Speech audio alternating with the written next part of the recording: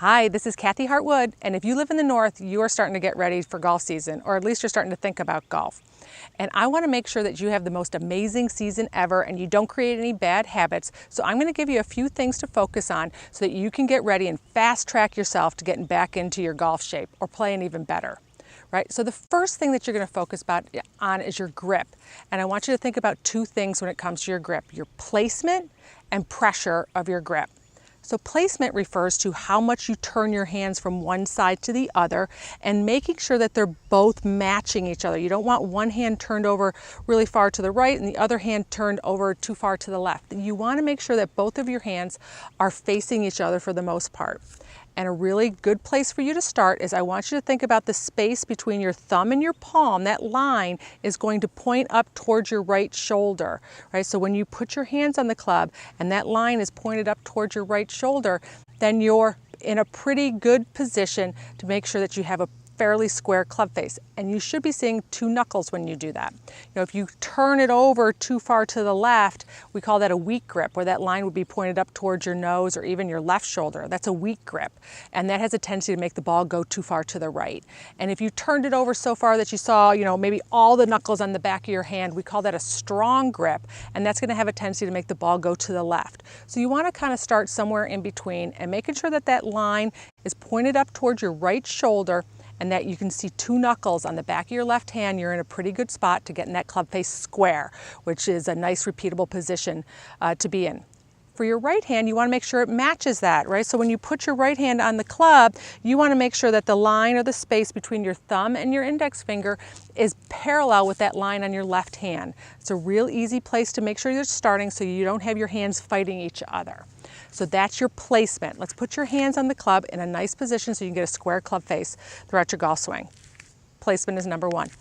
Pressure, how tightly you squeeze that club. If you've played any racket sports over the winter, then you're used to squeezing that club a little bit tighter than we do in golf. And the other thing about racket sports is you put it in the palm of your hand, and in golf we put that club more in our fingers. And when the club is in our fingers, we can't squeeze it as hard as we can when it's in your palms. Watch your grip pressure. That club is not going to go flying out of your hands, and it's a huge tendency for people in the beginning to really squeeze it hard when they're starting out the season. So position and pressure, that's where you're going to start with your grip. Okay, posture. Posture is the second thing that I want you to think about as you're getting ready for this season. When you spend the winter sitting in a chair a lot or not moving around as much, you have a tendency to get your back gets tight and your hamstrings get tight, and we end up standing over the ball and getting all crowded or rounded over, and we crowd the ball, and it's just not a really good athletic position to be in. Besides, it doesn't look very good, right? So I want you to think about two things. Bow. So what that means is you're going to bow. I want you to feel like you're bowing forward, kind of like those birds that used to dip over and take a drink of water. I think they were called lucky birds, right? You want to feel like that's what you're going to practice. You're going to rehearse bowing, right? And that might scream on your hamstrings a little bit. Your back might be a little bit tight, but get yourself used to bowing over, right? And then you unlock your knees last, right? So bow is number one. Number two is balls of your feet. I want you to think about, once you bow, it's easy. You can sit back on your heels where you could tap your toe. You might have bowed, but I need that center of gravity to be forward so the weight's up on the balls of your feet. I don't want it on your toes, right? Because then you'd lose your balance, but I want it on the balls of your feet. If you can bow and get the weight up on the balls of your feet, you're going to be in a more athletic position so that you can make some repeatable and powerful swings so you don't create any bad habits by getting yourself into some bad pivot positions, which happens when you get your back all rounded over and the weight out of balance. So work on your posture, thinking about those two things, bow and balls of your feet. Okay, so now you have your grip and your posture. The third thing, you're going to start to hit some golf balls. And what I want you to do is take out your pitching wedge and you're going to think half and hold.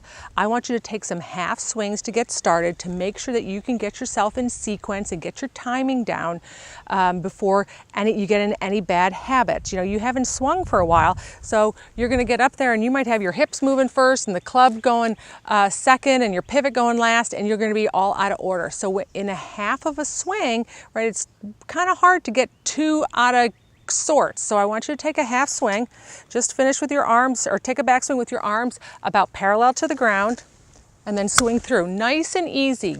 Get your timing, loosen up your back, loosen up your hips a little bit, and get some rhythm going. The second part of that is I want you to hold your finish. And part of the reason why I want you to hold your finish is, well, you should be holding your finish in your full swing anyway, but this is a time for you to get in that habit of creating some balance in your swing. It also is going to take out some of that hit that we have a tendency to do when we start playing golf in the beginning of the season, meaning that you're going to get up to the ball, and if you try and hit at it, right, then what happens is you end up bringing that club back down. It's hard to hold your finish. So this is going to help by you holding your follow through. It helps smooth out your swing a little bit. It also is going to help you get into the proper follow-through position. You should be finishing with everything up, facing the target, back up onto this right toe over here, and I want you to hold your finish and be in balance. You want to start being able to keep your balance at these small swings before you start making a bigger swing where you have a tendency more to lose your balance. So I want you to own that part as being able to hold your follow-through. So you're going to take a half swing, hold your finish. Should be really easy for you to stand here and pose, right? Everything up towards the target and on your toe. So those are 3 things that are going to help you get ready for the golf season. I hope you have an amazing golf season. Work on your fundamentals when you get started so you don't create some bad habits, grip and posture. And I also want you to focus on taking some easy swings, half and hold. All right, I hope you have a great season. You can do this.